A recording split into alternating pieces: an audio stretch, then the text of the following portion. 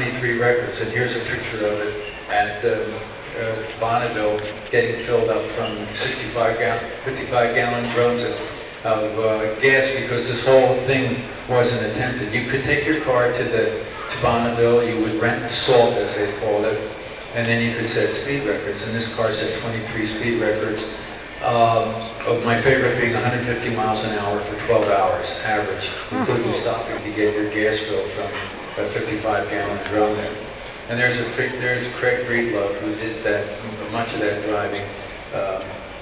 The den was covered with salt. They cleaned the salt off, ultimately sold it to Phil Spector, who got so many tickets with it that they couldn't get rid of it, actually. They tried to sell it for a few $100.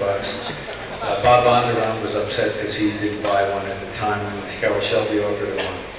And then it ended up with Phil Spector, who got so many tickets, he gave it to his bodyguard, who gave it to his daughter, and she locked it up for 30 years in 1971, and it stayed in storage in California from 1971 to 2001, 30 years, where she dutifully paid a monthly bill, having a car which she now knew had become, and by the 90s had become a very expensive car, but instead she preferred to pay a monthly storage bill and not talk to anyone, including Carol Shelby, who went to see the car. And I talked to him about that. I said, the bitch would even talk to me through a screen door. I never got to see the goddamn car.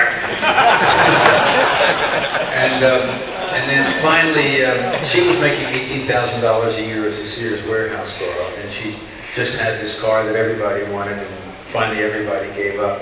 And we happened to approach her at the right time, and that's why it's here. So I don't want to talk about too much about that, but